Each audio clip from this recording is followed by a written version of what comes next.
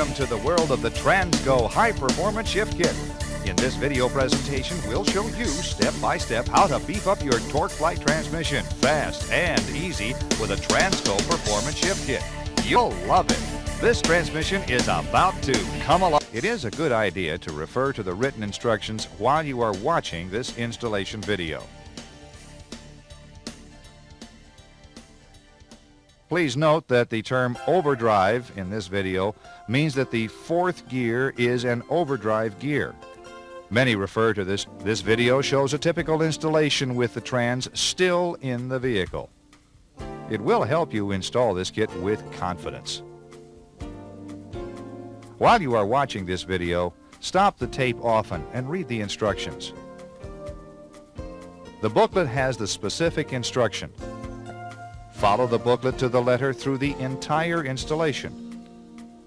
During the installation, finish and review each step before moving on.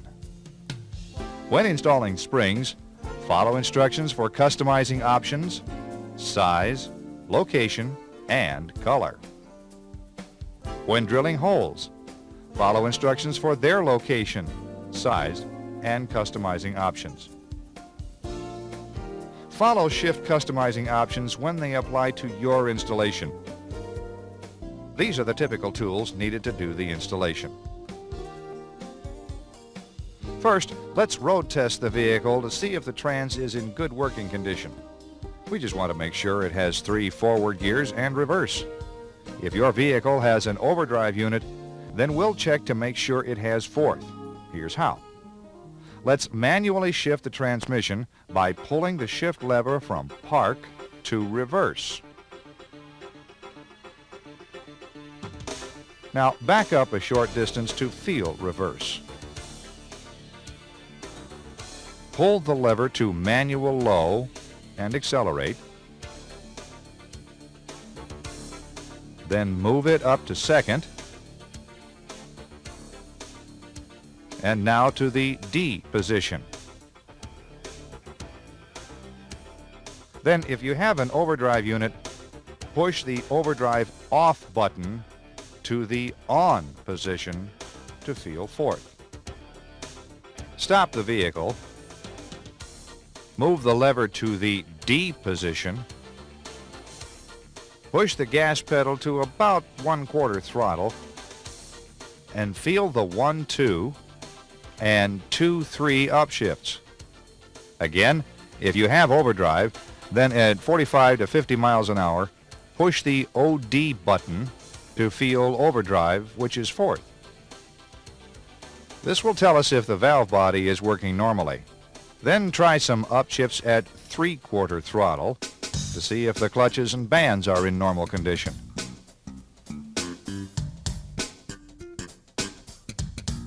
They're holding okay. So let's get started. Release the hood latch.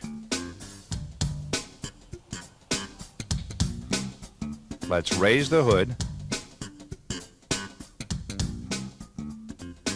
Remove the transmission dipstick and lay it aside. Okay, let's jack the front of the vehicle up like this. Now place 2 stands, one here and one here. Okay, let's jack up the rear. When you're done, it should look like this. Please use sturdy jack stands. To install this kit properly, you will absolutely need the rear wheels off the ground so they can rotate freely. Before we go under the car, let's gather the required tools to do the overdrive unit. We will need 3 sockets, a 7/16, 1/2, and a number 25 torque socket. You may need to go to your local parts house for this socket.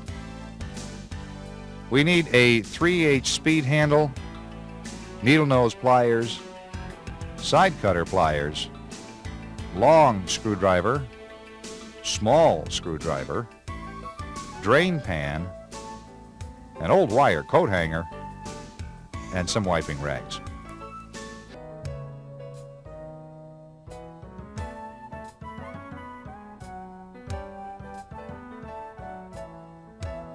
Loosen the last bolt slowly and let the oil run over the rear edge of the pan.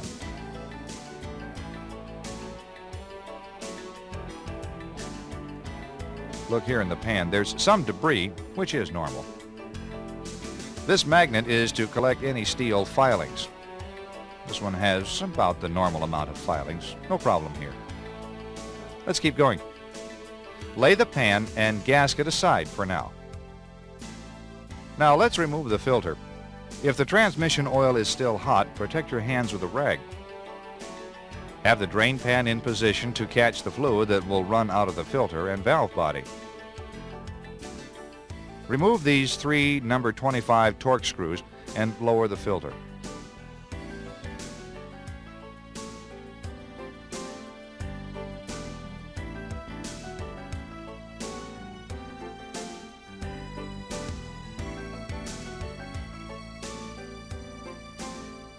Notice the 3 filter screws are longer and have larger washers. Put the filter and the screws into the transmission pan.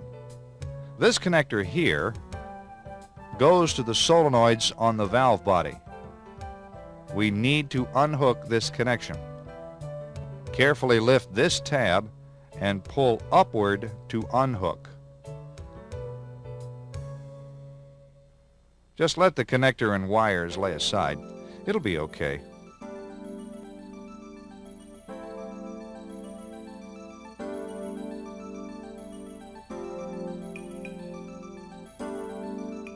Now let's disconnect the linkage up here on the driver's side. We need to loosen these 2 bolts and remove these levers. Use a short 7/16 combination wrench and a screwdriver to remove them.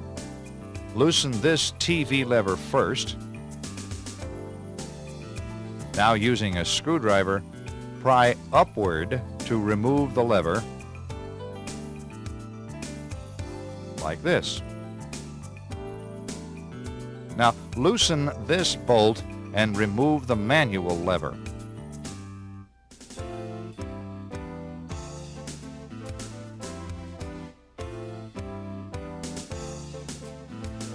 If your trans has any dirt in this area, clean it off before removing the valve body. The drain pan still needs to be in place to catch the fluid that will drain from the valve body and transmission. To help remove and install the valve body, let's put the transmission into the manual low position before we start. Take an old wire coat hanger and cut and bend it like this. Hook this end in the pan bolt hole here. Hook the other end toward the front here. This will allow the valve body to be supported when we lower it and remove the parking rod E-clip.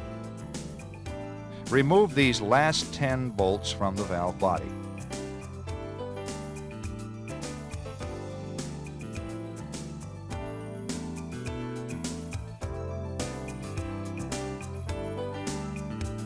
Rest here for a minute or two. This will allow most of the fluid to drain.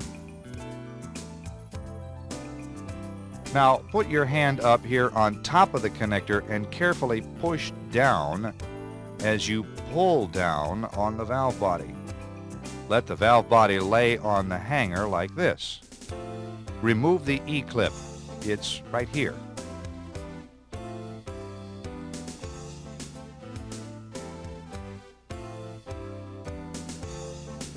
Lay the clip in the pan. It's small. Don't lose it. Unhook this end of the coat hanger and lower the valve body until the electrical connector and linkage shaft is free from the case. Notice this accumulator and spring here. They will try to fall as you lower the valve body. Hang on to them. Lay them in the pan.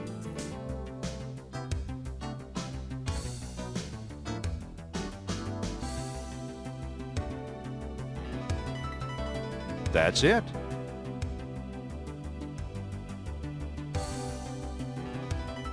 If your trans has a double wrapped band, and it looks like this, with the adjusting screw here Snug it with a short wrench, back out the screw 3.5 turns, and tighten the lock nut for proper adjustment. If your trans has a servo arm like this, with the adjusting screw here, snug it with a short wrench and back out the screw 6 turns and tighten the lock nut for proper adjustment. If the easy way doesn't work on your vehicle, you will have to readjust the band and move on. Let's take these parts to the bench. Lay them out on the bench and clean them.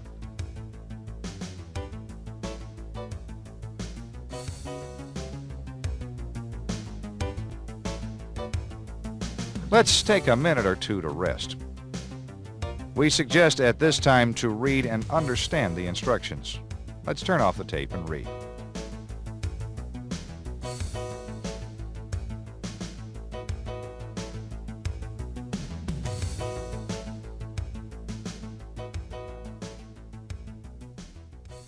Remember, we have a 4-speed, so our valve body will look like this. All the screws in this valve body are number 25 Torx head.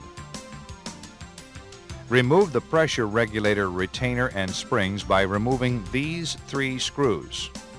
This one here first,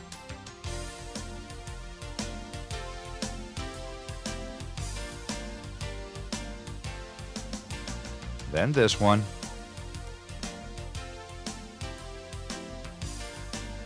and finally this one.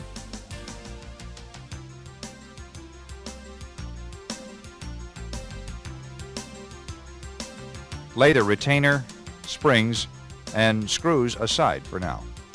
Your trans may only have one solenoid at this location. That's okay. It has overdrive without lockup.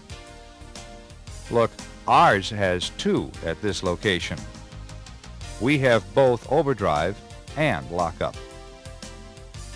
Remove these 13 Torx screws that hold the valve body sections together.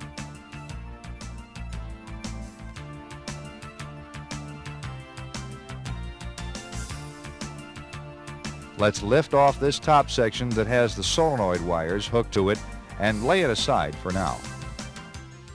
Remove this plate and lay it on the top section. If you have a 3-speed, your valve body won't have this top section and plate. Next, lift this channel casting off the main valve body. Lay it aside. When removing the channel casting, watch for a steel ball and spring in the upper left-hand corner of the valve body, like this one. If your valve body has this bypass ball and spring, set it aside for now so that it won't get mixed in with the valve body check balls. The main body has a manual valve here. There are 7 balls in the main body, 1 large and 6 small.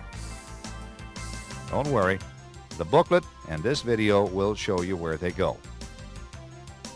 Let's turn the valve body over and dump the check balls. Gather the balls and put them in a safe place. We will be using them in a few minutes. Now clean and dry this section of the valve body.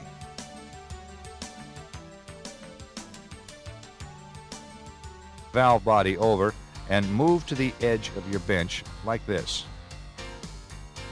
To file this notch the easiest, use the edge of a larger file like this. File a notch about halfway through the thickness of this partition and about 3/8 of an inch wide. It will look like this when you're done. Good job! Now, clean the valve body. The edge of the narrow land must just enter the partition at A. If the left edge of the narrow land does not enter partition A, then very carefully bend the arm with big pliers until the edge just enters partition A. Most are okay and need no bending. If you're working on a 3-speed, then do this. If your narrow land does not enter partition A, then file this edge until the narrow land enters partition A.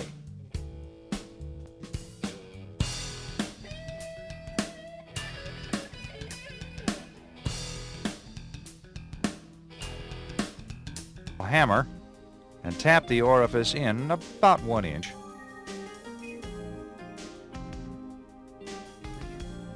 It has to be in past this hole here. Reinstall the plate and screws.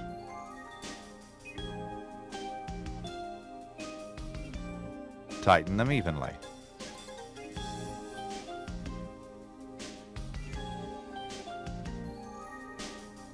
Move the selector to the low position. This will help to install the valve body later onto the vehicle. This valve body is ready to be installed.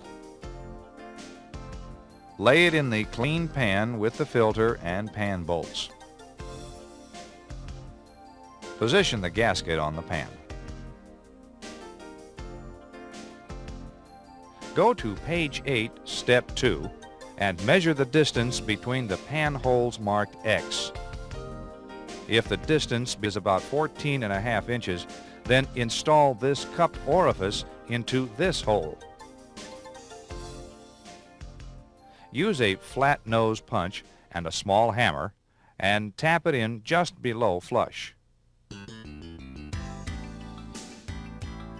Make sure this manual lever shaft seal and solenoid hole are clean.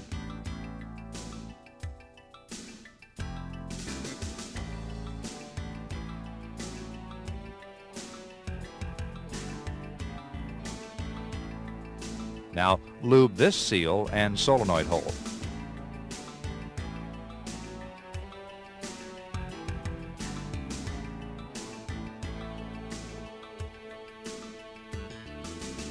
You'll need some patience here to get this park rod into proper position. Here's how to do it. Push this rod rearward until it passes through a slight barrier. You will feel some resistance as it passes through the parking pawl mechanism. Now pull forward until the rod just comes against the back side of the parking mechanism. Lift the valve body up toward the case while holding the accumulator and spring in place.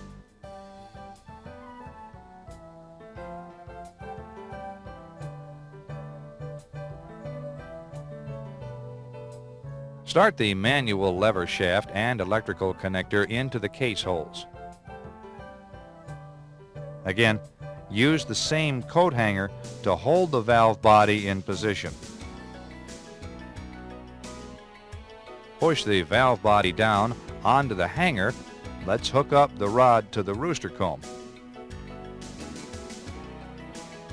Insert the pin into the rooster comb hole and install the E-clip. Lift the valve body back into position. Let's start 2 valve body bolts here and here. Tighten them snugly for now.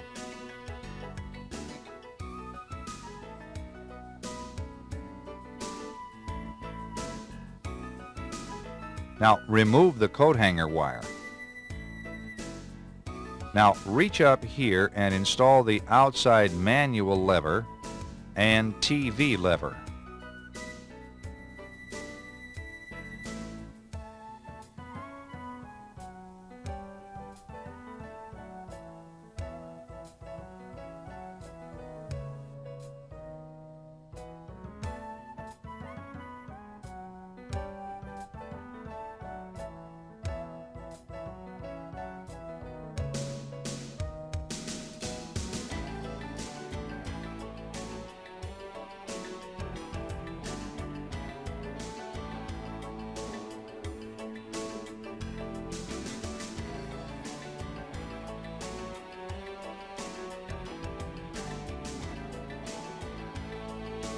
Make sure the levers move the manual valve and TV valve freely. Have a buddy put the shift lever in park. If the manual linkage is hooked up correctly, the drive shaft won't turn when in park. Look, ours locks, and when we move the lever, it unlocks.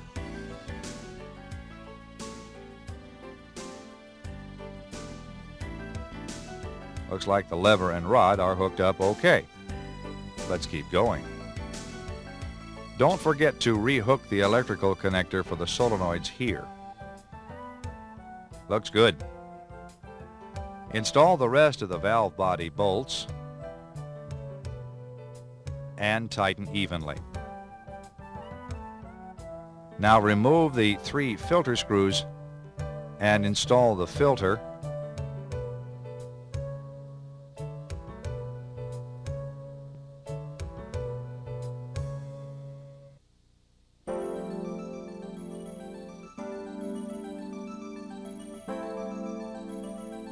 and tighten the screws evenly.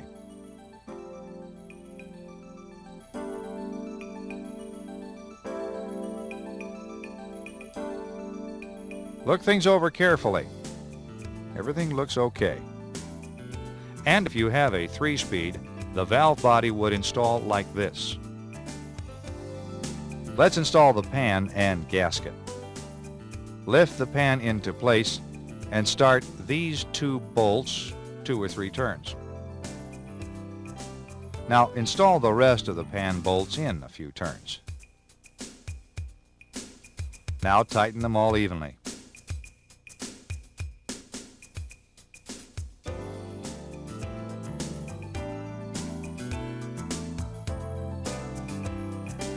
Double check each bolt. TV linkage adjustment. There are several different types of linkages. Please refer to a service manual for proper adjustment. Install the air cleaner. Add 4 quarts of fluid and start your engine. Now immediately add more fluid. It will take 2.5 to 4 quarts more. Check the gauge. Look, it's still about a pint low. Let's add and recheck. There we go. It is still just a little below full. After it warms up, we'll check it again. While the vehicle is still in the air, hold the brake and run through the gears from park to reverse, neutral, D, second, and now first. Let's move the selector to D and accelerate, checking for upshifts. As it shifts, watch the speedometer change speeds.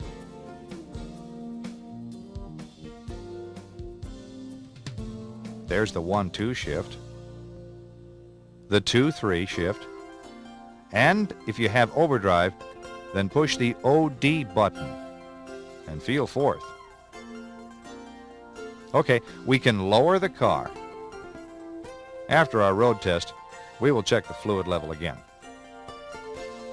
Let's road test the vehicle and check its new performance. Start with some light throttle upshifts and feel for the 1-2, the 2-3, and if you have overdrive, then push the OD button and feel fourth. This will tell us if the valve body is working normally. Do we have good, quick, crisp shifts with no delays? Yes, we do. Then try some upshifts at 3/4 throttle to see how the shifts get firmer with throttle.